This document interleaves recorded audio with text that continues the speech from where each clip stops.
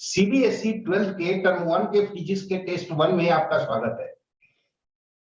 यहां देख सकते हैं इंस्ट्रक्शंस में only first 20 questions from section A, first 20 questions from section B and first 5 questions from section C will be evaluated. So you have to attempt only this number of questions because why to waste your time? And also there is no negative marking. So you don't have to attempt less than this number of questions. First question, diagram है एक number, 2 number, 3 number, 4 number. ये इन सब में जो है आपको equipotential surfaces दिए हुए हैं। आपसे पूछा गया है कि ए से बी तक इन डायग्राम्स में किसी चार्ज को ले जाने के work done due to movement of a charge from one potential to the other is given by Q into delta V। अब देखें, चार्ज तो सब में सेम है, Q चार्ज को ही ट्रांसफर किया जा रहा है। इनके सारे सरफेसेस जो है A से B के बीच का potential difference 40 volt minus 10 volt means की 30 वोल्ट है सब में। और चूंकि चार्ज सेम है, पोटेंशियल डिफरेंस सेम है, तो चारों ही फिगर में वर्क डन भी सेम होगा और यही आपका आंसर ये है। Second question parallel infinite line charges के बारे में है। इनके इलेक्ट्रिक फील्ड जो है वह होते हैं lambda upon 2 pi epsilon naught R. अब ये 2 पाई एप्सिलॉन नॉट तो कांस्टेंट है, मींस कि इनके इलेक्ट्रिक फील्ड, इनके चार्ज डेंसिटी और डिस्टेंस पे डिपेंड करेगा, उस पॉइंट का जो कि चार्ज डेंसिटी से है। दोनों ही जो आपके इनफाइनाइट लाइन चार्जेस हैं, दोनों के चार्ज डेंसिटी लैम्डा ही है। यहां माइनस साइन सिर्फ चार्ज के नेचर को बताता है। फील्ड को निकालने में हमें चार्ज के नेचर से कोई लेना देना नहीं, चार्ज के नेचर से सिर्फ फील्ड का डायरेक्शन पता चलता है। जिसकी चार्ज डेंसिटी है पॉजिटिव उसका फील्ड होगा अवे फ्रॉम द चार्ज, जिसकी चार्ज डेंसिटी है नेगेटिव उसका फील्ड होगा टुवर्ड्स द चार्ज। और डिस्टेंसेस दोनों के सेम है, ये डिस्टेंस भी r है और यह डिस्टेंस भी r है।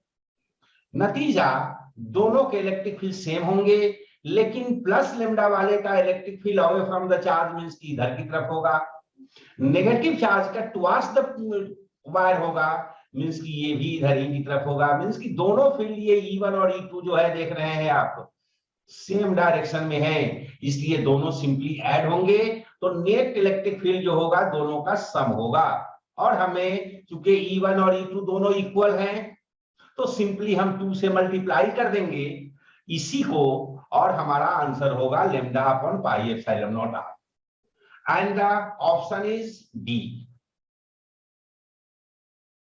थर्ड क्वेश्चन डाइपोल के बारे में है।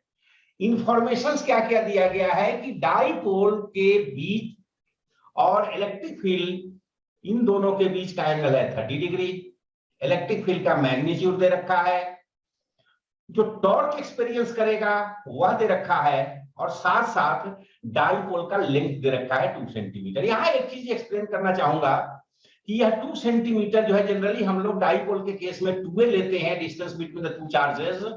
और 2a हम वहां इसलिए लेते हैं क्योंकि इलेक्ट्रिक फील्ड जब भी निकालना होता है तो डिस्टेंसेस सेंटर से लेने होते हैं। 2a लेने से काम आसान हो जाता है, डिस्टेंसेस ले जाते हैं a और a दोनों चार्जेस के, फ्रैक्शन का चक्कर नहीं होता। बट इसको हम स्पेशली इसलिए बता रहे हैं कि अक्सर बच्चे गलती कर देते हैं, जो डिस्टेंस दिया रहता है उसमें 2 से मल्टीप्लाई कर देते हैं, ऐसा नहीं करना है और इसीलिए हमने इस लेंथ को l लिया है। और आप जानते हैं torque on any dipole placed in external electric field is given by tau is equal to P sin theta. हमें तो चूंकि चार्ज निकालना है तो हमने p को q into l कर लिया और q चाहिए तो tau upon e sin theta. इनके जो जो वैल्यूज दिए गए हैं हम उन्हें कन्वर्ट करेंगे पहले सेम यूनिट्स में। जैसे 2 सेंटीमीटर है तो इसे हमने कन्वर्ट करके लिखा है 0.02 मीटर, ऐसा यूनिट में सबको कन्वर्ट करेंगे और इस तरह से हमारा आंसर आएगा 2 मिली कूलम। क्वेश्चन नंबर 4 थोड़ा टाइम टेकिंग है। जब भी कभी हम किसी कैपेसिटर की बात करते हैं और उनके बीच या तो एयर हो प्लेट्स के बीच या वैक्यूम हो, तो उसे हम सी नॉट से डिनोट करते हैं और लिखते हैं epsilon not a upon D. और अगर कोई मीडियम रखा हो तो उसे सी कहते हैं और के टाइम्स हो जाता है, यह हो गया के epsilon not a upon D. इसमें देख सकते हैं एप्सिलॉन नॉट तो कांस्टेंट है, मींस की capacitance area of the plates के साथ डायरेक्टली प्रोपोर्शनल का रिलेशन रखता है और डिस्टेंस बिटवीन द प्लेट्स के साथ इनवर्सली प्रोपोर्शनल का रिलेशन रखता है। मींस इस फॉर्मूले से ज्यादा आप कॉन्सेप्ट पर ध्यान दें। ए के साथ डायरेक्टली रिलेशंस का मतलब है कि ए को अगर डबल कर देंगे तो कैपेसिटेंस डबल होगा, ए को अगर हाफ कर देंगे मींस की 2 से डिवाइड कर दें।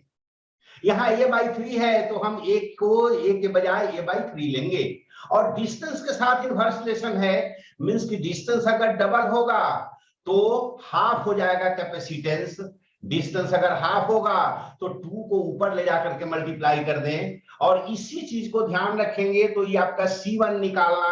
अब C1 में a जो है a/3 है तो 3 से हमने डिवाइड किया, d है d/2 तो 2 को हमने ऊपर मल्टीप्लाई किया। बस इतना जानते हो तो ये सारे आप फाइंड कर सकते हैं। इसको फाइंड कर लिए। इसमें हालांकि हमसे इक्विवेलेंट डाइलेक्ट्रिक कांस्टेंट पूछा है इसके, लेकिन इक्विवेलेंट कैपेसिटेंस भी पूछे जा सकते हैं। इक्विवेलेंट कैपेसिटेंस अगर पूछता तब तो सिंपली आपको ये फॉर्मूला यहां पर पुट करते और इसे सॉल्व करते। इक्विवेलेंट डाइलेक्ट्रिक कांस्टेंट में भी कोई खास दिक्कत नहीं है। हमने कहा कि अगर पूरे को 1 ले लेते हैं तो उस कंडीशंस में एरिया ए होगा, डिस्टेंस डी होगा और उसके इक्विवेलेंट डाइलेक्ट्रिक कांस्टेंट को हम के कह दे तो ये लिख लिए और बाकी सब तो आपने देखा कि जैसे है वैसे ही वैल्यू पुट करेंगे। ये तीनों पैरेलल में है, ये इसके साथ सीरीज में है और इस तरह से इसको सॉल्व करके हमें के का वैल्यू फाइंड करना था, 1/k आया था, लेकिन यह मैच नहीं कर रहा है। यहां से हम 2 को कॉमन लेकर के लेफ्ट में ले आए और हमारा आंसर निकल करके आ गया सी। थोड़ा टाइम लगने वाला क्वेश्चन है, अगर टाइम की दिक्कत हो तो इस क्वेश्चंस को स्किप करके जब टाइम बचे तब ऐसे क्वेश्चंस को अटेम्प्ट करें। क्वेश्चन नंबर 5 बहुत ही आसान क्वेश्चन। 2 चार्जेस हैं, एक है प्लस क्यू, दूसरा है माइनस क्यू। प्लस क्यू से 25% चार्जेस जो है वो माइनस क्यू को दिया जाता है। 25% ऑफ क्यू मींस की 25/100 क्यू मींस की q/4।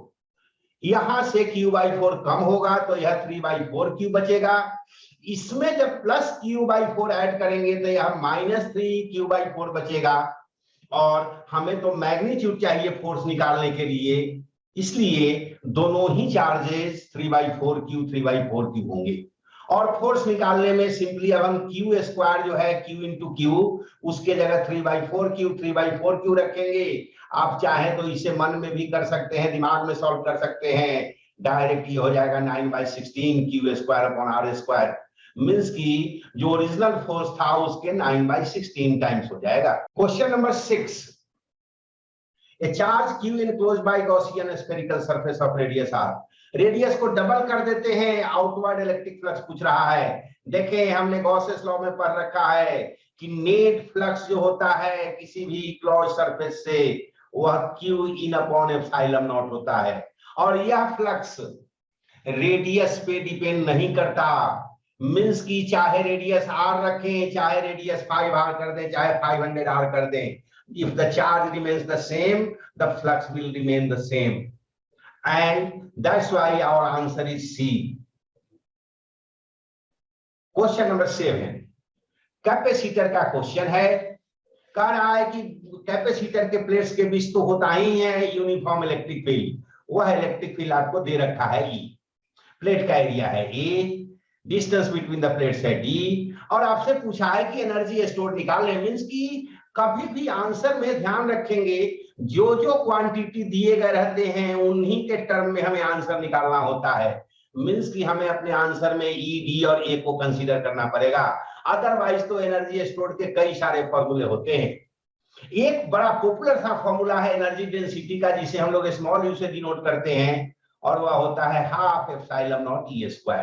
अगर यह एनर्जी पर यूनिट वॉल्यूम है तो टोटल एनर्जी निकालने के लिए हमें स्मॉल यू को वॉल्यूम से मल्टीप्लाई करना पड़ेगा, और इस तरह से क्यूट सा फॉर्मूला बन करके आ गया, और यह हमारा मैच कर रहा है ऑप्शन सी से, सो द आंसर इज सी।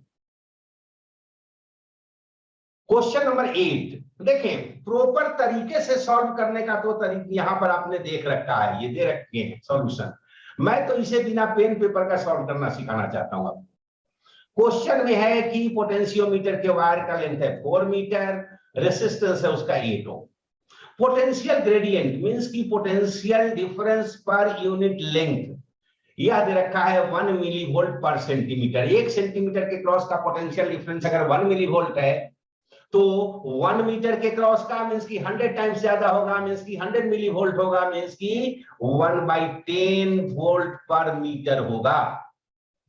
और यह जैसे ही आप निकाल लिए, अब देखें 1 मीटर के क्रॉस का तो 1/10 है, मींस की 0.1 वोल्ट है, तो 4 मीटर के क्रॉस का कितना होगा 0.4 वोल्ट। इसको तो मिल गया 0.4 वोल्ट, और जो सप्लाई दे रहे हैं हम ईएमएफ का वह 2 वोल्ट है। इस 2 वोल्ट में से 0.4 वोल्ट अगर 8 ओम को मिला है, तो बैलेंस जो है 1.6 वह इस आर को मिलेगा, 1.6 इसे मिलेगा, और इसे तो 0.4 वोल्ट मिलेगा। नेचुरली यहां दोनों के दोनों सीरीज में हैं, और आप जानते हैं कि सीरीज में जिसका रेसिस्टेंस ज्यादा होता है उसको पोटेंशियल डिफरेंस ज्यादा मिलता है उसके क्रॉस, जिसका रेसिस्टेंस कम होता है उसके क्रॉस का पोटेंशियल डिफरेंस भी कम होता है। आप यहां देख सकते हैं बिना किसी पेन पेपर के यूज के कि this potential difference is 4 times the potential difference across the potentiometer wire. तो अगर 4 गुना ज्यादा है पोटेंशियल डिफरेंस, तो इसका रेसिस्टेंस भी 4 गुना ज्यादा होगा, और यह जो रेसिस्टेंस होगा 8 4 जा 32, मींस कि ये आंसर होगा 32। आप चाहे तो इस प्रोसेस से भी निकाल सकते हैं।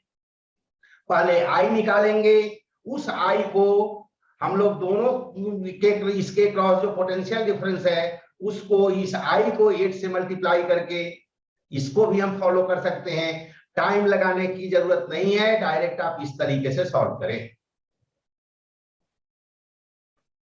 Question number 9, the resistance of a wire is R ohm. Resistance दे रखा है वायर का, उसको मेल्ट करके ओरिजिनल से n टाइम्स हम लेंथ को बढ़ा दे रहे हैं। देखिए चाहे आप मेल्टिंग करें, स्ट्रेचिंग करें, शेप कैसा भी चेंज कर दें, वॉल्यूम पे कोई फर्क नहीं पड़ता। मींस की नया एरिया ऑफ क्रॉस सेक्शन, नया लेंथ, वह original area of cross section original length के प्रोडक्ट के बराबर होगा। अगर लेंथ को आप n टाइम्स बढ़ाएंगे तो area of cross section n times कम हो जाएगा, और इस तरह से आप इस रेसिस्टेंस को फाइंड कर सकते हैं।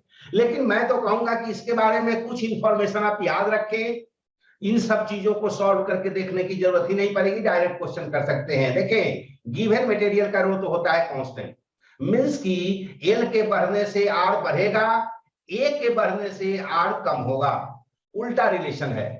और जब भी कभी इस तरह के स्ट्रेचिंग और मेल्टिंग के कंडीशन रहे तो आप याद रखेंगे कि नया लेंथ अगर हो जाता है आपका n टाइम्स, तो नया रेसिस्टेंस जो होगा वह n स्क्वायर टाइम्स हो जाएगा ओरिजिनल रेसिस्टेंस के।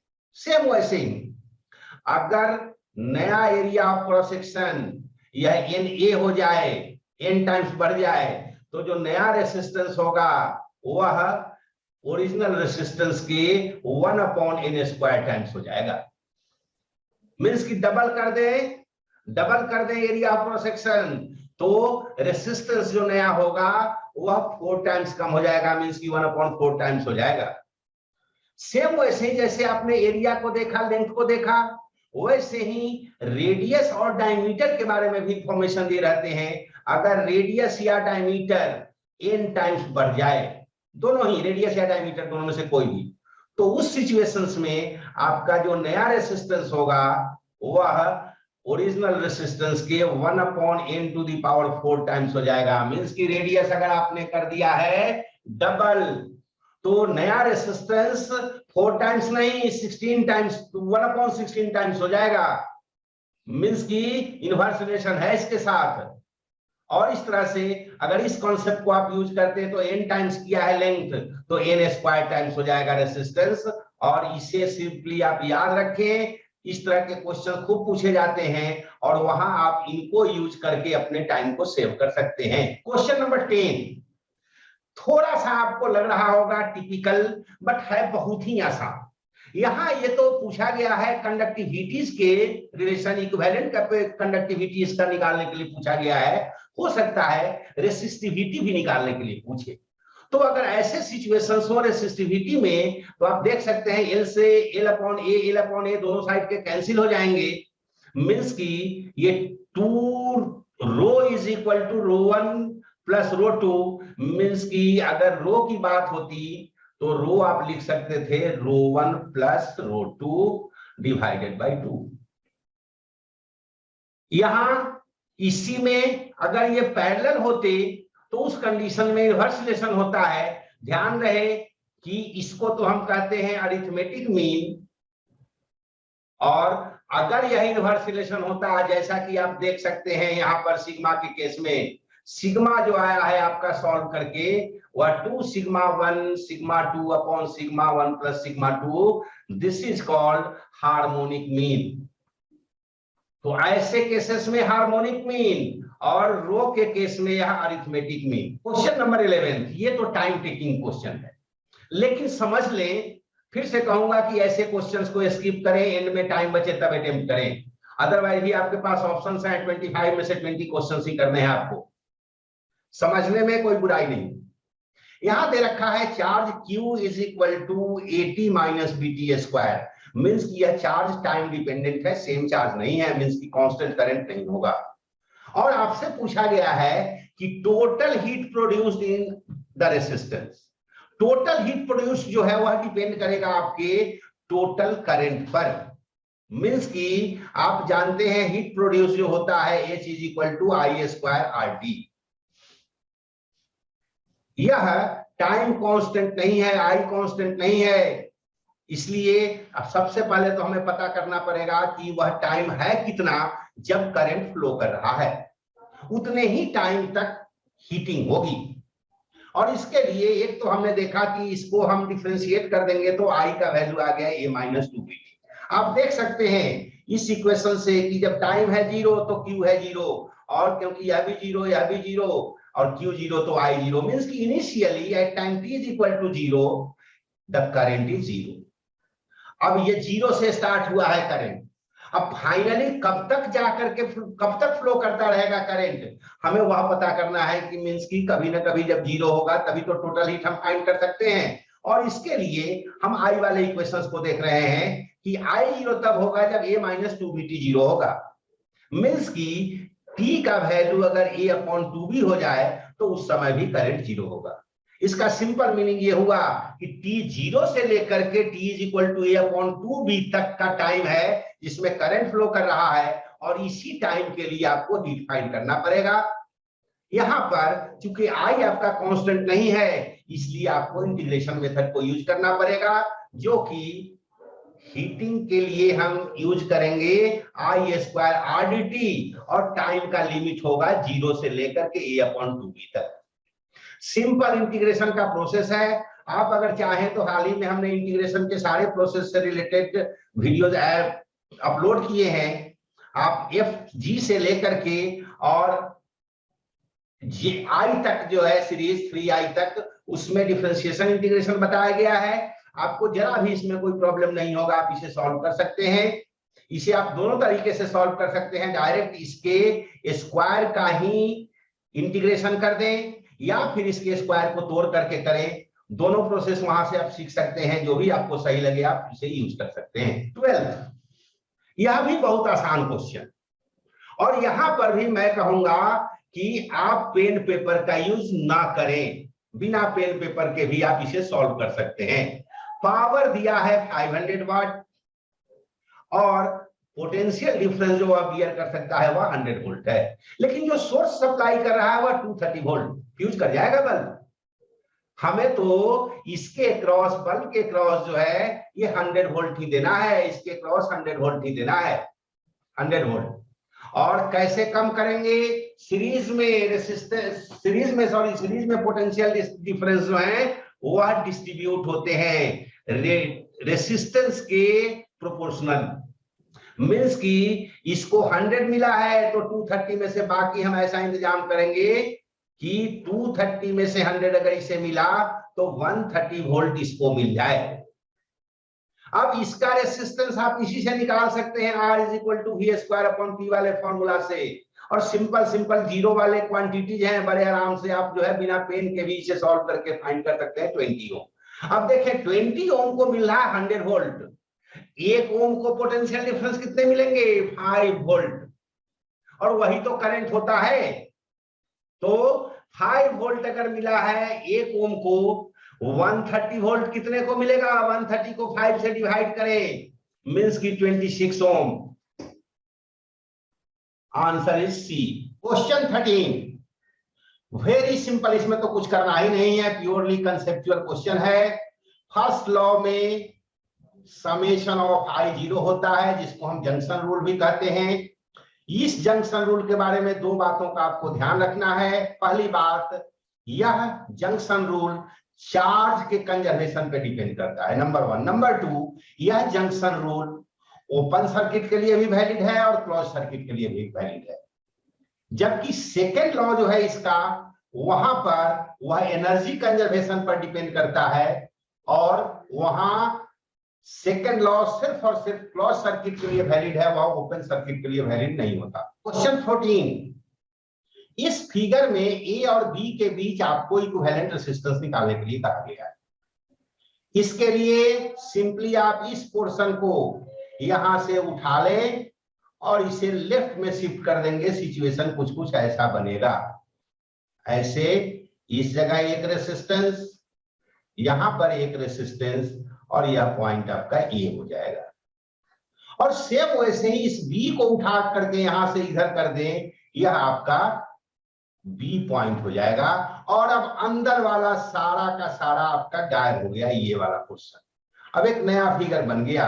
यह नया फिगर में यह आपका 2 ओम है, यह भी 2 ओम है, और यह भी 2 ओम है, यह भी 2 ओम, और यह भी 2 ओम। बेसिकली यह आपका बैलेंस ब्रिज का कंडीशन हो गया, जो कि कुछ ऐसा होता है, ऐसे ऐसे, फिर यहां पर ये ऐसे, यहां पर ये ऐसे, और यही आपका ए है, ये बी है।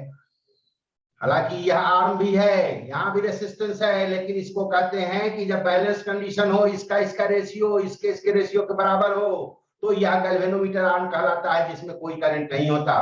तो सिंपली यह 2 ओम और यह 2 ओम सीरीज में है, 4 ओम होगा, यह भी 2 ओम और 2 ओम, यह भी 4 ओम होगा। 4 ओम और 4 ओम ये दोनों पैरेलल में हैं, मींस की 2 ओम होगा। और इसको तो आप देखते ही सॉल्व कर सकते थे, अगर ये रीड्रॉ करने आपको आता हो, इस चीज को समझ सकते हो। क्वेश्चन नंबर 15 सिंपल और कॉन्सेप्ट बेस्ड। इसमें भी जब भी कभी इलेक्ट्रिक फील्ड और मैग्नेटिक फील्ड दोनों सेम डायरेक्शन में हो और चार्ज भी उसी डायरेक्शन में फ्लो कर रहा हो, मोशन कर रहा हो, तो ऐसे सिचुएशंस में मैग्नेटिक फील्ड इस चार्ज पर कोई फोर्स नहीं लगाता, चाहे सेम डायरेक्शन में हो या अपोजिट डायरेक्शन में हो। क्योंकि मैग्नेटिक फोर्स जो आप जानते हैं एफ बी, यह होता है q v b sine theta. Theta अगर 0 हो या थीटा 180 डिग्री हो, दोनों ही कंडीशन में force, magnetic force will be 0।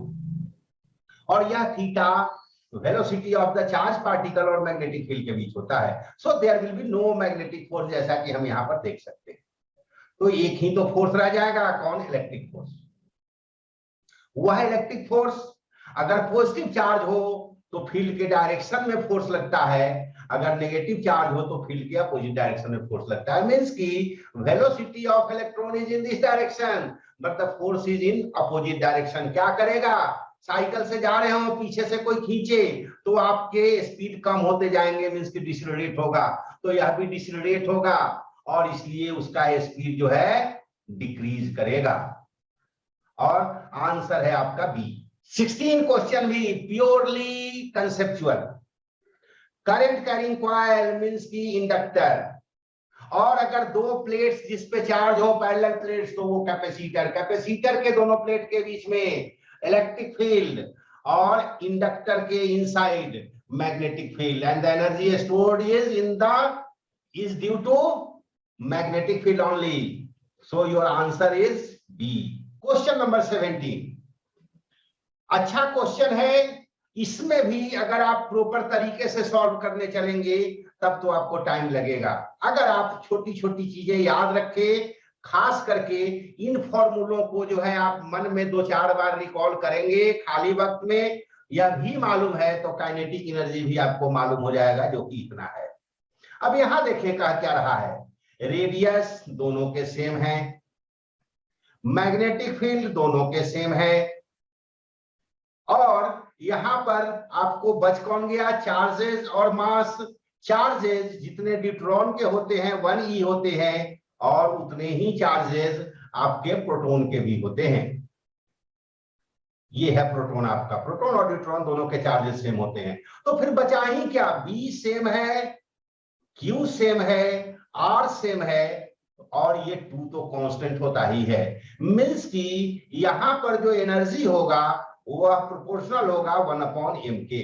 Means कि जिसका मास ज्यादा उसकी एनर्जी कम, जिसका मास कम उसकी काइनेटिक एनर्जी ज्यादा। प्रोटॉन का मास न्यूट्रॉन के मास के आधा होता है, हाफ होता है, तो प्रोटॉन की एनर्जी क्या होगी, डबल होगी न्यूट्रॉन से। न्यूट्रॉन की है 50 किलो इलेक्ट्रॉन वोल्ट, तो इलेक्ट्रॉन की होगी 100 किलो इलेक्ट्रॉन वोल्ट।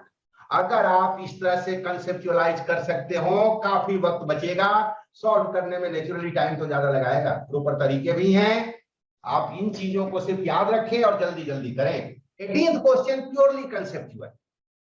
जब आप मैग्नेटिक पोल्स पे चले जाते हैं, जियोमैग्नेटिक पोल पे, तो कंपास निडल जो है वर्टिकल डायरेक्शंस में अपने को ओरिएंट कर लेता है। मींस कि उसका मैग्नेटिक फील्ड जो है वह वर्टिकली अपवर्ड या डाउनवर्ड डायरेक्शंस में रहेगा ऑन द पोल। और आपने कंपास निडल को हॉरिजॉन्टल प्लेन में रखा है मूव करने के लिए, तो ऐसे सिचुएशंस में वह तो किसी भी डायरेक्शन में लाई कर सकता है। अगर आप उसे वर्टिकल प्लेन में मूव करने के लिए अलाउ करते तो वह वर्टिकली डाउनवर्ड या अपवर्ड शो करता। So your answer will be b. Question 19 again purely conceptual question. आप अगर मैग्नेटिक शील्डिंग के बारे में जानते हो तो जो भी सेंसिटिव इंस्ट्रूमेंट्स वगैरह होते हैं उनको मैग्नेटिक फील्ड से सेव करने के लिए हम लोग आयरन केज के अंदर रख देते हैं, आयरन कैन के अंदर रख देते हैं। वैसे ही इलेक्ट्रिक फील्ड में, इलेक्ट्रिक फील्ड की जो शील्डिंग होती है, इलेक्ट्रिक शील्डिंग, वहां पर हम उसे किसी कंडक्टर के अंदर रख देते हैं। यहाँ फायदे क्या होते हैं कि अगर आप आयरन कैन के अंदर रख देंगे तो सारा का सारा मैग्नेटिक फील्ड लाइन जो है उस आयरन कैन से होकर के पास करेगा, और अंदर में जो भी सेंसिटिव इक्विपमेंट रखे हुए हैं उन पर उस मैग्नेटिक फील्ड का कोई इफेक्ट नहीं पड़ेगा। जो आप यहाँ पर एक्सप्लेनेटरी आंसर में भी देख सकते हैं कि परमेबिलिटी बहुत ज्यादा होता है आयरन का, और यह इजी पाथ प्रोवाइड करता है for the flow of magnetic field. So field lines prefer to go by iron can. Question 20 very easy, आपसे कह रहा है कि नंबर ऑफ टर्न्स पर यूनिट लेंथ मींस कि स्मॉल एन को डबल कर दिया आपने, डबल कर दिया। अब यह फॉर्मूला सेल्फ इंडक्टेंस पे क्या इफेक्ट होगा। अब देखें, सेल्फ इंडक्टेंस का फॉर्मूला याद है अगर आपको तो फिर सोचना नहीं है इसमें। ये आपने सिंपली किया क्या है, बाकी तो सब कुछ सेम है, म्यू नॉट ए और एल। आपने एल को डबल कर दिया तो उसके स्क्वायर के अकॉर्डिंग इंक्रीज कर जाएगा कौन, एल आपका, मींस की 4 टाइम्स हो जाएगा। क्वेश्चन नंबर 21, मेटल रिंग है, ऐसे एक मेटल रिंग है हॉरिजॉन्टल सरफेस में रखा हुआ, और एक मैग्नेट को इससे आप फॉल कराते हैं। देखें, अगर यह रिंग नहीं होता, magnet under effect of gravity fall करता, कांस्टेंट एक्सेलरेशन जी के बराबर होता। बट जैसे ही इस रिंग से होकर के आप इसे फॉल कराना चाहेंगे, आप जानते हैं इलेक्ट्रोमैग्नेटिक इंडक्शन में एक सिंपल सी बात समझने के लिए, जब आप जाएंगे तो वह भगाएगा, जब भागेंगे तो वह बुलाएगा। मींस कि जब आप इसके तरफ जाने लगेंगे तो यह अपना मैग्नेटिक फील्ड ऐसा जनरेट करेगा कि यह रिपेल कर सके, और जब आप दूर जाने लगेंगे, मीन्स कि यह मैग्नेट दूर जाने लगेगा, तो यह अपना मैग्नेटिक फील्ड ऐसा जनरेट करेगा जिससे कि वह उसे नीचे ला सके, मीन्स कि अपोज करता है। अब अगर ये नीचे आ रहा होगा तो इस पर फोर्स लगाएगा, ऊपर की तरफ ऐसा ईएमएफ जनरेट होगा, ऐसा करंट होगा, इस तरह का मैग्नेटिक फील्ड होगा कि यह इसके मोशन को अपोज करे। अपोज करेगा तो जी नीचे की तरफ, और इस रिंग में जो मैग्नेटिक फील्ड जनरेट हुआ है उसकी वजह से फोर्स लगेगा ऊपर की तरफ। नतीजा इसके केस में इसका एक्सेलरेशन जी से कम हो जाएगा। So your answer is c. नजदीक जाइए भगाएगा, दूर जाइए बुलाएगा, और इस सिंपल कॉन्सेप्ट से आप इसे सॉल्व कर सकते हैं। क्वेश्चन नंबर 22, इंडिविजुअल कॉइल्स के सेल्फ इंडक्टेंस दे रखे हैं और उनके म्यूचुअल इंडक्टेंस निकालने हैं, और यह लेकिन यहां पर कह रहा है कि इफेक्टिव फ्लक्स जो है कॉइल के वन कॉइल का वो कंप्लीटली लिंक्ड है, और सिंपल सा फॉर्मूला होता है ये M is equal to k under root L1 L2, L को कहते हैं कोएफिशिएंट ऑफ कपलिंग। यह के का वैल्यू मैक्सिमम 1 होता है, मिनिमम 0 होता है। मैक्सिमम तब जब एक कॉइल का सारा फ्लक्स दूसरे कॉइल के साथ कपल हो जाए, और अगर नहीं होता है तो फिर बिल्कुल भी नहीं हो, तो उस कंडीशंस में इस के का वैल्यू 0 होता है। जैसे एक एग्जांपल देखें, एक कॉइल ये है आपका और दूसरा कॉइल इसके बिल्कुल पास रखा हुआ है ऐसे। अब इसके सारे फील्ड लाइंस में इससे पास करेंगे। नतीजा, या एक कॉइल के ऊपर दूसरा कॉइल अगर हम टर्न डाल दें तो उस कंडीशंस में भी सारे के सारे फ्लक्स जो है वो कपल्ड हो जाएंगे, और इस तरह से के का वैल्यू 1 होगा। लेकिन अगर इसी कॉइल के नजदीक अगर हम ऐसे रख दें किसी कॉइल को ऐसे, तो उस कंडीशंस में या इसके फ्लक्स इससे लिंक नहीं हो पाते। तो अगर बिल्कुल भी लिंक नहीं हो, म्यूचुअल इंडक्टेंस में आप पढ़े भी होंगे कि 4 बातों पर डिपेंड करता है म्यूचुअल इंडक्टेंस। नंबर 1, जो ज्योमेट्री है इंडक्टर का उस पे, जो मीडियम है अंदर उसके, और साथ साथ म्यूचुअल इंडक्टेंस 2 और बातों पर डिपेंड करता है, वह है separation between the two coils, इसके और इसके बीच का सेपरेशन, साथ साथ इनके ओरिएंटेशन। ओरिएंटेशन ऐसा हो कि सारा का सारा फ्लक्स लिंक हो रहा हो तो के का वैल्यू 1, और ऐसा ओरिएंटेशन रखते हैं कि एक का फ्लक्स दूसरे से लिंक नहीं हो रहा हो तो के का value 0। So purely conceptual question, your answer is D. Transformer step up transformer है। थोड़ी सी जानकारी ट्रांसफॉर्मर के बारे में आप जानते भी होंगे, यह वोल्टेज को कम और ज्यादा करता है। स्टेप अप होगा तो वोल्टेज को बढ़ाता है, स्टेप डाउन होगा तो वोल्टेज को कम करता है। स्टेप अप का यूज हम लोग करते हैं प्रोडक्शन लेवल पर। प्रोडक्शन लो वोल्टेज पर होता है, ट्रांसमिशन के लिए हमें उसे हाई वोल्टेज पर कन्वर्ट करना पड़ता है, अदरवाइज पावर का लॉस बहुत ज्यादा होगा। और इसमें एक सिंपल सा फॉर्मूला अगर आप रखेंगे याद, जो कि होता है V1 upon V primary coil V secondary coil, this is equal to n primary number of turns in the primary coil upon number of turns in the secondary coil। लेकिन करंट के साथ इसका उल्टा रिलेशन होता है, I secondary upon I primary। अब इसमें इसको सॉल्व करने की जरूरत नहीं थी, ये है तो प्रॉपर तरीका, लेकिन मैं तो कहूंगा कि आप इसके आंसर को देख करके फाइंड कर सकते हैं।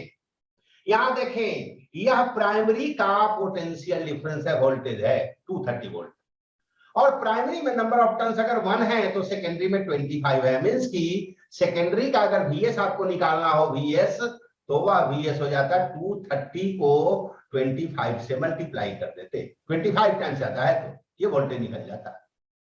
और इसमें अगर करंट चाहिए तो चूंकि इसमें पोटेंशियल का डिफरेंस 25 टाइम्स बढ़ा है तो करंट 25 टाइम्स कम हुआ होगा। और यह तो 2 एम्पियर जो देख रहे हैं यह करंट आपका सेकेंडरी का है, मींस की आउटपुट का है, सॉरी आई सेकेंडरी है ये। मींस की करंट अगर सेकेंडरी में 25 टाइम्स कम हुआ है, मींस की प्राइमरी का करंट इससे 25 टाइम्स ज्यादा रहा होगा, और इस तरह से प्राइमरी का करंट जो होगा वह 50 एम्पियर होगा, 25 टू 50। बाकी जो प्रॉपर तरीका है उससे भी आप सॉल्व करना चाहें तो ऐसे सॉल्व कर सकते हैं, बट इसे आप देख करके भी सॉल्व कर सकते हैं। एसी वोल्टेज से रिलेटेड क्वेश्चन है। आपसे पूछ रहा है यहां पर फेज डिफरेंस फाई। एक सिंपल सा ट्रायंगल होता है जिसे इंपीडेंस ट्रायंगल कहते हैं। इस अल्टरनेटिंग करंट के सीरीज सर्किट के लिए यूज होता है। इसको कहते हैं फाई, जो कि फेज एंगल होता है, फेज डिफरेंस होता है। यह आर, यह जेड, और इसे हम कह लेते हैं एक्स3 माइनस एक्सएल। चूंकि यहां दो ही कंपोनेंट है, एक इंडक्टर है और एक रेसिस्टर है, तो इंडक्टर की वजह से और एक रेसिस्टर की वजह से एक्सी वाला टर्म तो गायब हो जाएगा। आपको फाई निकालना है, तो फाई निकालने के लिए हमारे पास एक्सएल मालूम है, आर मालूम है। tan फाई निकालेंगे एक्सएल अपॉन आर, जो कि 1 के बराबर होगा, और 1 होता है tan 45 डिग्री, मींस की फाई जो फेज डिफरेंस है वह होगा π/4। क्वेश्चन 25, यह जो इक्वेशन देख रहे हैं करंट का, यह तो इंस्टेंटेनियस करंट है। This is your maximum current, peak value of current, and this is your peak value of voltage. और आपसे पूछ रहा है power consume, average power consume. यहां पर π/3 जो है वह बता रहा है कि voltage is leading by a phase angle of π/3। और सिंपल सा फॉर्मूला देखें, यह जो आपका I0 है, यह E0 है। इससे आप IRMS अगर निकालेंगे तो या तो इसे √2 से डिवाइड करें या 1/√2 से मल्टीप्लाई करें। मींस कि IRMS निकालने के लिए तो सिंपली आप इसे डिवाइड करने में कई बार जो है आप गलती कर लेते हैं। आप ऐसे भी इसे कर सकते थे, 1/√2 को √2 से डिवाइड करना या 1/√2 से मल्टीप्लाई करना, दोनों बात बराबर। This is your 1/2। और सेम वैसे ही ERMS भी 1/2। ये दोनों 1/2 फाई का वैल्यू आपका π/3 है। सिंपली फॉर्मूले में पुट कर देंगे, आपका आंसर निकल करके आ जाएगा। अब हम लोग सेक्शन बी के क्वेश्चंस को डिस्कस करते हैं। क्वेश्चन नंबर 26, बहुत ही आसान सा question. Point charge plus Q है, क्यूब के सेंटर पे रखा हुआ है। मींस की जितने भी साइड्स होते हैं क्यूब के, सबसे सिमेट्रिकली प्लेस्ड है ये चार्ज। और गॉसेस लॉ से हम जानते हैं कि फ्लक्स जो होता है वह net charge inside divided by epsilon not. अब नेट चार्ज क्यू है तो नेचुरली फ्लक्स भी जो होगा क्यूब से वह भी क्यू अपॉन एप्सिलॉन नॉट होगा, and that's why answer is D. Question number 27, बहुत ही सिंपल क्वेश्चन है। देखने में लंबा चौड़ा सा लग रहा है बट है बहुत सिंपल। ये एक स्क्वायर है, जो प्लेन स्क्वायर का है उसी प्लेन में इलेक्ट्रिक फील्ड भी यूनिफॉर्म इलेक्ट्रिक फील्ड लाई कर रहा है हाफ ऑफ द पोर्शन में। बट यहां फ्लक्स 0 होगा, और कारण यह है कि area vector of this square will be outward normal, और इलेक्ट्रिक फील्ड उसी के प्लेन में लाई कर रहा है, तो दोनों के बीच के एंगल थीटा 90 डिग्री होंगे। और आप जानते हैं cos 90 0 होता है, नतीजा जो नेट फ्लक्स होगा थ्रू द स्क्वायर वह भी 0 होगा। क्वेश्चन नंबर 28, सिंपल सा कॉन्सेप्ट बेस्ड क्वेश्चन है। किसी भी कंडक्टर को अगर चार्ज देते हैं तो चार्ज कंडक्टर का potential throughout the conductor same होता है। कंडक्टर के अंदर इलेक्ट्रिक फील्ड 0, सरफेस पे इलेक्ट्रिक फील्ड मैक्सिमम, बाहर में इलेक्ट्रिक फील्ड डिक्रीज करता है, लेकिन पोटेंशियल सरफेस पर, इनसाइड द सरफेस, सब जगह सेम होता है, and that's why our answer is सी।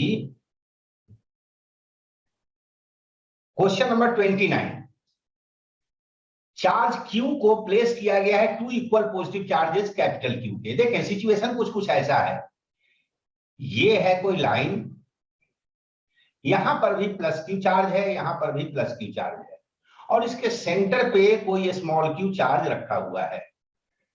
यहां कॉन्सेप्ट को जरूर याद रखें, जब भी ये दोनों एंड के चार्ज जो हैं वह पॉजिटिव चार्जेज हों, तो उस कंडीशंस में जो स्मॉल q होगा वह नेगेटिव ही होगा, और अगर ये दोनों नेगेटिव होते तो उस कंडीशन में ये पॉजिटिव होता, और अगर एक पॉजिटिव और दूसरा नेगेटिव चार्ज होता कैपिटल Q और ये कैपिटल Q, तो इस कंडीशंस में कभी भी इक्विलिब्रियम जो है सिस्टम का वह दोनों चार्जेज A और B के बीच में नहीं होता।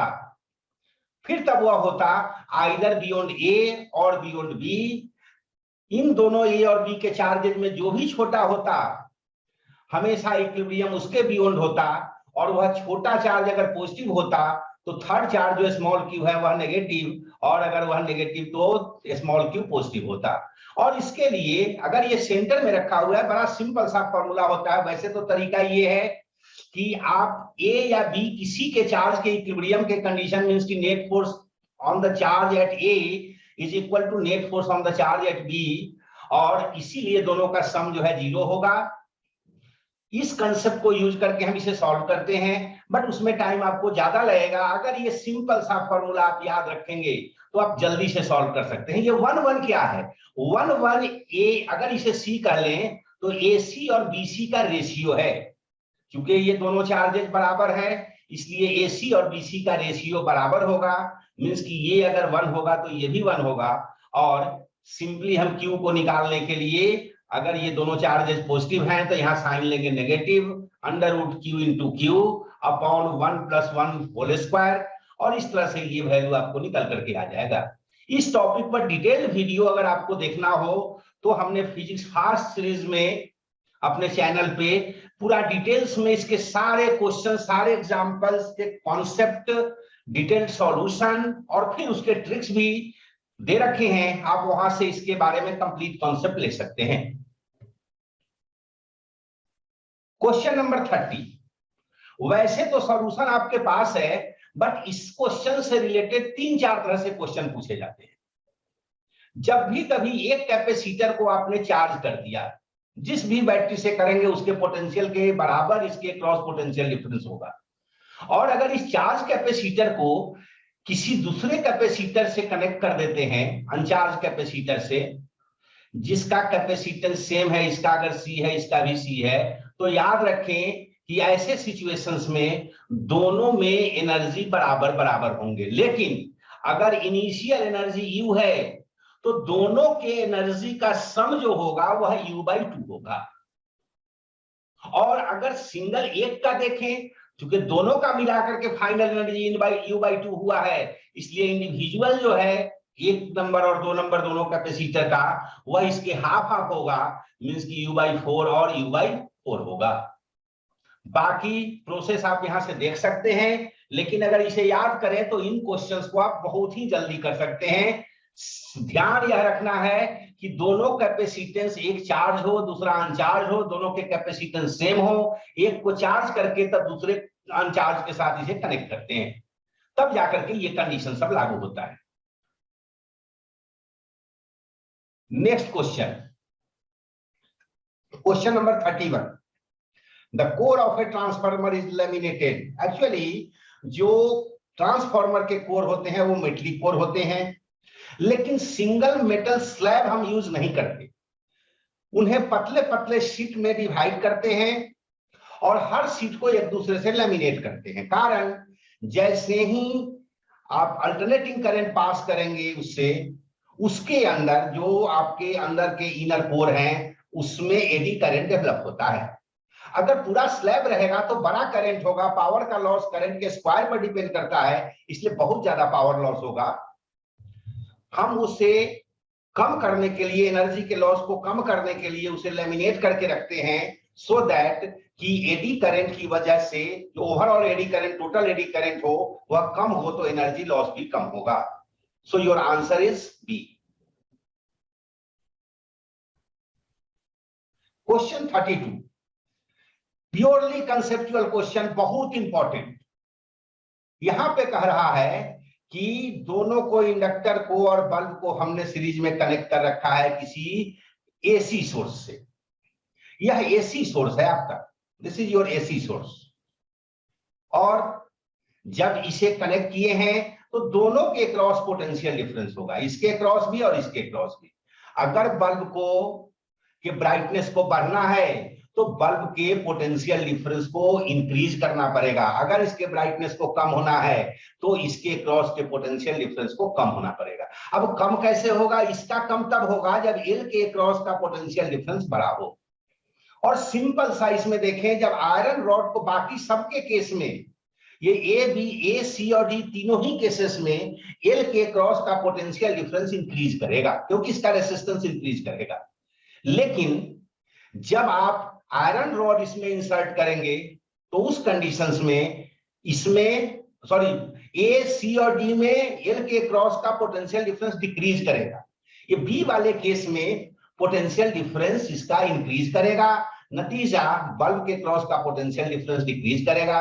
कारण ये होता है, आप इसे पढ़ करके भी समझ सकते हैं, जैसे ही आपने इंट्रोड्यूस किया आयरन रॉड, इसका मैग्नेटिक फील्ड इंक्रीज कर जाएगा, मैग्नेटिक फील्ड इंक्रीज कर जाएगा तो फ्लक्स इंक्रीज करेगा, फ्लक्स इंक्रीज करेगा तो इंडक्टेंस इसका एल इंक्रीज कर जाएगा, और उसके चलते जो एक्सेल होता है इसका इंडक्टिव रिएक्टेंस वह भी इंक्रीज कर जाएगा। और अगर इसका रेसिस्टेंस इंक्रीज कर गया, मींस की इंडक्टिव रिएक्टेंस इंक्रीज कर गया, तो इसके क्रॉस का पोटेंशियल डिफरेंस ज्यादा होगा, और इसी में से तो बंटना है एल में भी और इस बल्ब में भी, इसका ज्यादा होगा तो इसके क्रॉस का पोटेंशियल डिफरेंस कम होगा, नतीजा बल्ब का ब्राइटनेस कम हो जाएगा। Question number 33। क्वेश्चन देखने में मैथमेटिकल है लेकिन है आसान, सिंपल सा कॉन्सेप्ट होता है इलेक्ट्रिक फील्ड का, कि इलेक्ट्रिक फील्ड जो होते हैं वह minus del v upon del r होते हैं। माइनस साइन यह बताता है कि इलेक्ट्रिक फील्ड का डायरेक्शन वही होगा जिस डायरेक्शन में पोटेंशियल डिक्रीज करता है। और ये जो पार्शियल डिफरेंशिएशन का साइन हम लोग यूज करते हैं उसका पर्पस ये होता है कि अगर आपको एक्स एक्सिस का इलेक्ट्रिक फील्ड निकालना है तो उसके कंडीशंस में y और z मींस कि x के अलावा जो भी कंपोनेंट होंगे वो सब कांस्टेंट की तरह ट्रीट होंगे। जब आप del v by del y करेंगे तो y के अलावा जो भी पार्ट्स होंगे वो सब के सब कांस्टेंट की तरह ट्रीट होंगे। और इस तरह से हमने यहां पर डिफरेंशिएट करके देखा पार्शियल डिफरेंशिएशन x y और z के रेस्पेक्ट में, और इसमें आपका x के अलावा y z है वह कांस्टेंट है, इसमें y के अलावा x और z है वो कांस्टेंट है, इसमें z के अलावा x और y है वो कांस्टेंट है, और ये सिंपल डिफरेंशिएशन आप इसे देख सकते हैं। This much is the electric field, this is your I component, this is your J component, this is your J component and this is your K component। अब हमें पॉइंट 110 पे चाहिए, मींस कि x का वैल्यू 1 होगा, y का value भी 1 होगा और z का वैल्यू 0 होगा, और ये सब वैल्यू जब यहाँ पर पुट कर देंगे तो इलेक्ट्रिक फील्ड का वैल्यू हमारा आ जाएगा ये, और यह मैच कर रहा है आपके आंसर डी से। तो मैथमेटिकल है बट सिंपल मैथमेटिक्स से अगर थोड़ा भी आपको डिफरेंशिएशन आता हो तो कंफर्टेबली आप इसे सॉल्व कर सकते हैं। Question number 34 purely conceptual question है जो कि प्रोटेक्शन डिवाइस के बारे में है। आप सभी जानते हैं प्रोटेक्शन डिवाइस के बारे में कि फ्यूज जो है प्रोटेक्शन डिवाइस है। जैसे ही घरों के सर्किट के करंट इंक्रीज होंगे तो फायर कॉज कर सकते हैं, और उसके पहले ही यह फ्यूज जो है वह मेल्ट कर जाता है और सर्किट ब्रेक हो जाता है, और इस तरह से इनर जो सर्किट्स हैं हमारे घरों के उनको प्रोटेक्ट कर देता है, अंदर में बिजली ही नहीं रहेगी। क्वेश्चन 35 बहुत ही सिंपल, ए और बी के बीच का पोटेंशियल डिफरेंस चाहिए VA माइनस VB। जो कुछ भी VA माइनस VB हमें निकालना है तो इसके क्रॉस कितना है पोटेंशियल डिफरेंस, आप जानते हैं V होता है IR, तो 2 into 2 मींस की 4। इसके क्रॉस का पोटेंशियल डिफरेंस तो दिया ही हुआ है 3 वोल्ट का। क्योंकि करंट इस डायरेक्शन में फ्लो कर रहा है A to B, इसलिए A का पोटेंशियल ज्यादा होगा, B का कम होगा। और इसके क्रॉस यहां आप देख सकते हैं कि करंट कभी भी सीरीज में सेम ही रहता है, डायरेक्शन भी और उसका मैग्नीट्यूड भी, तो यहां भी करंट 2 एम्पियर ही होगा, 2 into 1 वह भी 2, और इस तरह से A और B के बीच का पोटेंशियल डिफरेंस 9 वोल्ट होगा। क्वेश्चन नंबर 36 लंबा चौड़ा सा क्वेश्चन है लेकिन बहुत ही सिंपल है। आप जानते हैं यहां पर n आइडेंटिकल सेल्स हैं जो कि सीरीज में कनेक्टेड हैं। जब सीरीज में सेल्स कनेक्टेड होते हैं तो E इक्विवेलेंट जो होता है EMF उनका वह NE होता है। सिंगल का अगर EMF E हो तो n नंबर ऑफ सेल्स अगर सीरीज में है तो उनका इक्विवेलेंट EMF NE होता है, और उनके इंटरनल रेजिस्टेंस अगर स्मॉल r हो तो R इक्विवेलेंट जो है वह NR होता है। और इस तरह से जब आप करंट निकालेंगे n e upon n r, n n cancel means की ई अपॉन आर। अब देखें यह जो आई है जो कि ई अपॉन आर है, क्या एन पर डिपेंड करता है? नहीं करता। एन का वैल्यू कुछ भी होगा, दोनों तो कैंसिल ही हो जाएंगे। So this e upon r will remain constant and that's why we have the graph a where n is increasing but i remains constant. 37 question समझ जाए तो बहुत आसान, अदरवाइज ये काफी कंफ्यूज करने वाला है।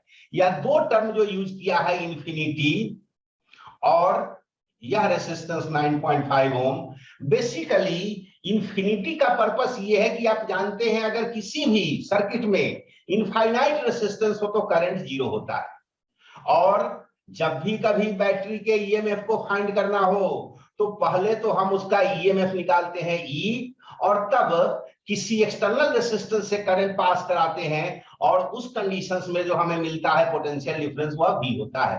तो this will give your infinity conditions means की no current through the cell, और ऐसे कंडीशंस में जो भी उसका पोटेंशियल डिफरेंस होगा वही उसका ईएमएफ होता है। इस कंडीशंस में जो पोटेंशियल डिफरेंस होगा वह भी होगा, और दोनों कंसेप्ट को कंबाइन करके हम लोग इंटरनल रेसिस्टेंस का फॉर्मूला डिराइव करते हैं पोटेंशियोमीटर में, और simply this L1 is the balancing length when the resistance is infinity, means कि there is no current through the given cell, और L2 जो है वह लेंथ है जब आप 9.5 ओम के रेसिस्टेंस को कनेक्ट कर रखे हैं, मींस की V वाला कंडीशन। और इस तरह से सिंपली अब इसके वैल्यू को पुट कर दें, सॉल्व कर दें, आपको इंटरनल रेसिस्टेंस का वैल्यू आ जाएगा। तो देखने में लंबा चौड़ा क्वेश्चन है, बहुत आसान अगर आप इसको पढ़कर समझ सकते हो तो। खास करके इसमें ये इंफिनिटी वर्ड जो है ये कंफ्यूज कराने वाला है। This gives the condition of EMF of the cell and this is for the V। 38 थोड़ा क्वेश्चन जो है ये दिमाग लगाने वाला है। आप जानते हैं क्वेश्चंस में जो भी क्वांटिटी दिए गए हो, यहां न्यू दे रखा है, रेडियस r दे रखा है, मास m दे रखा है, प्रोटॉन का p निकालना है, k निकालना है, बाकी दिए गए हैं। तो जो भी इंफॉर्मेशन आपको फाइंड करने हैं वह गिवन क्वांटिटी के टर्म में ही फाइंड करने होंगे। और इसके लिए b निकालने के लिए फ्रीक्वेंसी का फॉर्मूला, फ्रीक्वेंसी का याद रहे या टाइम पीरियड, टाइम पीरियड ठीक इसके इनवर्स होता है 2 पाई m अपॉन EB या QB। यहाँ E इसलिए क्योंकि चार्ज ऑफ प्रोटॉन हम लोग E लेते हैं, चार्ज ऑफ इलेक्ट्रॉन भी E लेते हैं। और इस तरह से यहां से B का फॉर्मूला निकाल लिए, देख ले ये वैल्यू आ गया। सेम वैसे ही जब आपको वेलोसिटी निकालना है, this is your frequency new and this is your velocity V। 2 pi r is the length of the circular path and T is the time period, और 1 अपॉन टी न्यू होता है, तो V का value भी हमने new के term में निकाल लिया, क्योंकि हमें न्यू गिवन क्वांटिटी है, इसी के टर्म में काइनेटिक एनर्जी भी फाइंड करना था। सिंपली इसको सॉल्व कर लेंगे, आपके आंसर आ गए and this is your total kinetic energy and the option is C. Question 39 समझने वाला क्वेश्चन। 2 पैरेलल कंडक्टर्स, एक का मैग्नेटिक फील्ड दूसरे पर मैग्नेटिक फोर्स लगाता है। आपसे ये कह रहा है कि यह एक XY long current carrying conductor है जिससे करंट I फ्लो कर रहा है, और दूसरा ये स्क्वायर शेप का एक लूप है, इसमें स्मॉल I करंट फ्लो कर रहा है, करंट का डायरेक्शन भी दिया हुआ है। अब ध्यान रहे ये जो BC और AD आर्म है, इनके नेट फोर्सेस जो है इक्वल अपोजिट होंगे और वो एक दूसरे को कैंसिल कर देंगे। लेकिन AB और CD आर्म पर लगने वाले फोर्सेस, क्योंकि यह AB आर्म नजदीक है तो इस पे फोर्स ज्यादा लगेगा, साथ साथ इसके करंट का डायरेक्शन XY और AB के करंट का डायरेक्शन सेम डायरेक्शन में है, तो इस पे फोर्स लगेगा अट्रैक्टिव। और XY और CD के करंट का डायरेक्शन एक दूसरे के अपोजिट है, मींस कि इस पर फोर्स लगेगा रिपल्सिव। और निकालने के फॉर्मूले आप यहां तो म्यू नॉट अपॉन 4 पाई के टर्म में लेते हैं, आप चाहे तो इसे और सिंपल बना करके ऐसे लिख सकते हैं F का फॉर्मूला, और वह होता है mu naught I1 I2 upon 2 पाई D इंटू L। और इस तरह से आप डायरेक्ट इस फॉर्मूले को भी यूज कर सकते हैं। I1 की जगह पे ये कैपिटल I हो जाएगा, I2 की जगह पे स्मॉल I हो जाएगा। लेंथ तो इसका AB का CD का लेना है जो कि L ही है, और D की जगह जब AB पर फोर्स निकालेंगे तो यह डिस्टेंस L/2 होगा, और जब CD पर फोर्स निकालेंगे तो यह डिस्टेंस L + L/2 मींस की 3L/2 होगा। वैल्यू पुट करें, इसका फोर्स अट्रैक्टिव जो कि बड़ा होगा, इसका फोर्स रिपल्सिव जो कि छोटा होगा, तो नेट फोर्स जो होगा अट्रैक्टिव होगा। This loop will move towards this XY conductor. और कितना होगा, AB पर लगने वाले फोर्स में से CD पर लगने वाले फोर्स को माइनस कर दें और ये आपको निकल करके आ जाएगा। नेक्स्ट क्वेश्चन 40, बहुत लंबा चौड़ा पढ़ने में देखने में लग रहा है, बहुत आसान, प्योरली कंसेप्चुअल। देखें यहां पर यह पूछ रहा है कि किसी भी पार्टिकल को जिसका मास दे रखा है, ये चार्ज दे रखा है, उसको अपने हॉरिजॉन्टल डायरेक्शन में इस वेलोसिटी से थ्रो कर दिया है, और जहां थ्रो की है वहां इलेक्ट्रिक फील्ड भी है, मैग्नेटिक फील्ड भी है। अब कह रहा है कि क्या सिचुएशन होगा जब वह हॉरिजॉन्टल डायरेक्शन में ही ट्रेवल करता रहेगा। दो सिचुएशन ऐसे बनते हैं, जैसे अगर मान ले यही डायरेक्शन B का हो, यही डायरेक्शन E का भी हो, और यही डायरेक्शन V का भी हो, वेलोसिटी का भी, तो V जब B के डायरेक्शन में होता है तो इस चार्ज पार्टिकल जिसकी वेलोसिटी V है उस पर कोई मैग्नेटिक फोर्स नहीं लगता, और जो इलेक्ट्रिक फोर्स लगेंगे इस चार्ज पार्टिकल जिसकी वेलोसिटी V है वह इसी डायरेक्शन में रहेगा, तो इसके डायरेक्शन B की वजह से फोर्स लगा नहीं, इलेक्ट्रिक फील्ड की वजह से जो फोर्स लगेगा सेम डायरेक्शन में लगेगा, उसके वेलोसिटी के डायरेक्शन में लगेगा क्योंकि पॉजिटिव चार्ज है। नतीजा V के डायरेक्शन में कोई चेंज नहीं होगा, यह हॉरिजॉन्टल ही मूव करता रहेगा। एक दूसरा सिचुएशन होता है जब V, B और E तीनों म्यूचुअली परपेंडिकुलर हो, कुछ कुछ इस तरह से। सपोज कर लें ये आपके V का डायरेक्शन है, यह आपके E का डायरेक्शन है इलेक्ट्रिक फील्ड का, और ये आपके मैग्नेटिक फील्ड का डायरेक्शन है B का। अगर ऐसा सिचुएशन हो, और इसमें एक कंडीशन और होता है, अगर इस वेलोसिटी का मैग्नीट्यूड E और B के मैग्नीट्यूड के रेशियो के बराबर हो, तो उस कंडीशन पे इस चार्ज पार्टिकल जिसकी वेलोसिटी V है उस पे नेट फोर्स 0 हो जाता है, क्योंकि इस कंडीशन में इधर की तरफ तो लगेगा इलेक्ट्रिक फोर्स, और ठीक इसके अपोजिट डायरेक्शन में इधर की तरफ लगता है मैग्नेटिक फोर्स FB। और अगर दोनों इक्वल होंगे, कब इक्वल होते हैं, जब E और B का रेशियो V के बराबर होता है। इसी कॉन्सेप्ट को, इसी प्रिंसिपल को यूज करके हम लोग डिवाइस बनाते हैं जिसको कहते हैं वेलोसिटी सिलेक्टर। वहां पर इसी कॉन्सेप्ट का यूज होता है। इसमें किसी पर्टिकुलर चार्ज पार्टिकल जिसकी वेलोसिटी E/B के बराबर होगा, वह बिना किसी डेविएशन के फील्ड से बाहर हो जाएगा। तो this to conditions, given two conditions are there where there will be no change in the direction of velocity of charge particle। और इस तरह से आपके आंसर जो मिलते हैं वह 2 और 3 देख लें, ये और ये दोनों ही यहां पर देख रहे हैं कि सेम डायरेक्शन में हो, ये म्यूचुअली परपेंडिकुलर डायरेक्शन में होते हैं, दोनों कंडीशंस हैं। यहां पर तो हमेशा जो है वह सेम डायरेक्शन में रहेगा, यहां सेम डायरेक्शन में रह सकता है, नहीं भी रह सकता। कब रहेगा, जब E/B का रेशियो, E और B का रेशियो B के बराबर हो। क्वेश्चन नंबर 41, क्वेश्चन नंबर 41 में हम लोग मोशनल EMF के कॉन्सेप्ट को यूज करते हैं।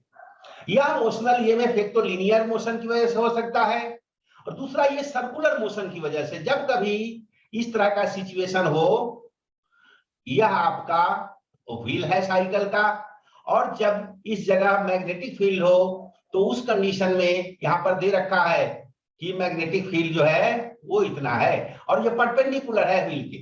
तो ऐसे सिचुएशंस में सिंपल सा ये फॉर्मूला EMF का याद रखेंगे। और ध्यान एक चीज का रखें, इसमें एक कंसेप्चुअल क्वेश्चन पूछा जाता है, इसमें चाहे जितने नंबर ऑफ स्पोक्स हो इस व्हील में, उससे कोई फर्क नहीं पड़ता है, क्योंकि ये सारे स्पोक्स जो है वो पैरेलल में होंगे। नतीजा पैरेलल में वोल्टेज सेम होते हैं, इसलिए नंबर ऑफ स्पोक्स से EMF जनरेटेड पर कोई फर्क नहीं पड़ता। चाहे एक रहे चाहे 100 रहे, ईएमएफ जनरेटेड सेम होगा। यह तीन चीजों पर डिपेंड करेगा, बी पर, ओमेगा पर और आर पर, रेडियस पर। और इस तरह से सॉल्व करके आप वैल्यू ये फाइंड कर सकते हैं, this much volt is the EMF, जो कि आपका आंसर है बी। क्वेश्चन 42, यहां पर भी आपको पी एवरेज निकालना है, तो इस सिचुएशंस में आप आई स्क्वायर आर का यूज कर सकते हैं। और आई निकालने के लिए यहां पर ये देखें, ये 10/√2, 10 इज द वी नॉट, हमें वी आरएमएस चाहिए, आई आरएमएस चाहिए। आई आरएमएस चाहिए तो वी आरएमएस अपॉन जेड करेंगे। इसके लिए जेड निकाले हैं वह 56 है, और वी आरएमएस 10/√2 है। 10/√2 को डिवाइड किए 56 से, मींस की v upon z, v RMS upon z, यह आपको दे देगा आई आरएमएस, और उसको रेसिस्टेंस से मल्टीप्लाई करेंगे आई स्क्वायर आर से, पी एवरेज निकल करके आएगा आपको 0.79 watt. So your answer is A. 43, यह भी इसमें कुछ करना नहीं है, समझने वाला क्वेश्चन है, कंसेप्चुअल क्वेश्चन है। इलेक्ट्रॉन जब इधर से मूव करेगा, जैसे जैसे इस लूप के पास पहुंचेगा, वैसे वैसे इस लूप से क्रॉस करने वाला मैग्नेटिक फील्ड लाइंस बढ़ेगा। मींस की अब इसमें जो ईएमएफ जनरेट होगा वह भी बढ़ेगा, फ्लक्स बढ़ेगा, ईएमएफ बढ़ेगा। लेकिन ध्यान रखें यहां डायरेक्शन का, अगर इलेक्ट्रॉन का मोशन हो रहा है x to y, मींस की करंट का डायरेक्शन होगा y to x, और इसमें जो ईएमएफ जनरेट होगा वह इस तरह से, जो कि इससे करंट जो है, अब चूंकि डिक्रीज, फ्लक्स इंक्रीज करेगा, यहां तक आने में फ्लक्स इंक्रीज करेगा, तो डिक्रीज कराने के लिए इसमें एंटी क्लॉकवाइज करंट फ्लो करेगा, क्योंकि इसकी वजह से जो मैग्नेटिक फील्ड होगा वह इसके अंदर जाएगा। तो अब इसमें ऐसा करंट जनरेट करेगा जिससे इसका अपना मैग्नेटिक फील्ड बाहर की तरफ हो, और नतीजा वह फ्लक्स को डिक्रीज करा सके। और जब दूर जाने लगेगा तो फ्लक्स डिक्रीज करेगा, तो इंक्रीज कराने के लिए इसमें करंट का डायरेक्शन क्लॉकवाइज हो जाएगा। क्वेश्चन नंबर 44, कुछ करना ही नहीं है, फैराडेज का लॉ जो है, this is the consequence of conservation of energy. 45 से 49 के क्वेश्चन से जर्सन रीजन के हैं, आसान होते हैं, थोड़े कंफ्यूज कराते हैं। सबसे पहले 45 क्वेश्चंस को देखें। जर्सन में यह कहा गया है कि यूनिफॉर्म इलेक्ट्रिक फील्ड में अगर हम इलेक्ट्रॉन और प्रोटॉन को रखें तो उनके एक्सेलरेशन डिफरेंट होंगे, डिफरेंट एक्सेलरेशन यस होंगे, लेकिन उनके जो फोर्सेज लगेंगे, इलेक्ट्रिक फोर्स, वह सेम होता है, क्योंकि यह फोर्स मास पर डिपेंड नहीं करता है। मींस की द रीजन इज रॉन्ग। यहां आप देख सकते हैं यह फोर्स Q into E होता है, क्योंकि इलेक्ट्रॉन प्रोटॉन दोनों के चार्जेस सेम है, इलेक्ट्रिक फील्ड यूनिफॉर्म है, सेम है, तो फोर्स भी दोनों पर सेम रहेंगे, ये सेम होगा। मींस की मास पर डिपेंड नहीं करता है, तो आपका रीजन जो है वो रॉन्ग हो गया। एक्सेलरेशन डिपेंड करेगा, क्योंकि उसमें डिफरेंट एक्सेलरेशन होंगे, क्योंकि यह F जो होता है मास इंटू एक्सेलरेशन होता है, और यह QE के बराबर है, तो ये होगा आपका Q के जगह पर स्मॉल e, ये इलेक्ट्रिक फील्ड, और अपॉन में मास। यहां फोर्स तो सेम है, E इंटू E तो सेम है, लेकिन एक्सेलरेशन तो मास पर डिपेंड करता है। प्रोटॉन का मास ज्यादा होता है तो acceleration of the proton will be smaller, electron का मास कम होता है, acceleration of electron will be larger. Means की acceleration of proton is less than acceleration of electron. Reason is wrong, assertion is correct. When temperature of an electrolyte is increased, resistivity increases. बिल्कुल सही, temperature बढ़ाते हैं, जो electrolytes के ions होते हैं उनकी एनर्जी बढ़ जाएगी। एनर्जी जब बढ़ जाएगी तो वो ज्यादा कोलाइड करेंगे, कोलाइड करेंगे मींस कि एक दूसरे के मूवमेंट को इंटरप्ट करेंगे, तो रेसिस्टिविटी उनकी बढ़ गई।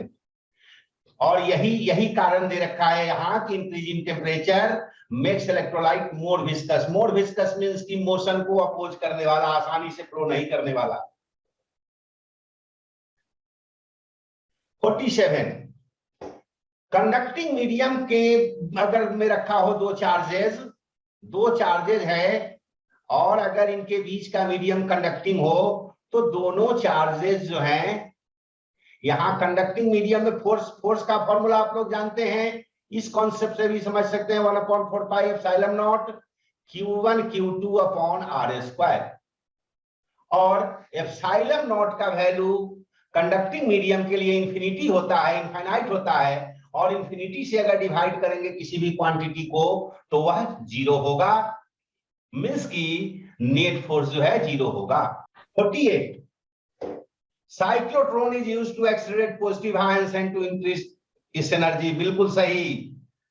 Frequency is independent of the velocity of charge particle, यह भी स्टेटमेंट बिल्कुल सही, लेकिन ये इसको एक्सप्लेन नहीं करता। दोनों एजर्सन और रीजन दोनों करेक्ट हैं, लेकिन एजर्सन को एक्सप्लेन नहीं करता है, that's why the answer is b. 49 A system cannot have mutual inductance without having self inductance। देखें, म्यूचुअल इंडक्टेंस का फॉर्मूला पीछे क्वेश्चंस में बताए भी थे, this is your K under root L1 L2, जिसमें K का वैल्यू 0 से लेकर के इंफिनिटी तक, सॉरी 1 तक होता है। अब अगर K हो भी लेकिन बिना L1 L2 के, अगर L1 L2 0 हो तो M का तो 0 होना श्योर है, लेकिन M0 L1 L2 की वजह से तो हो ही सकता है, इस K की वजह से भी हो सकता है, K का वैल्यू भी 0 होता है।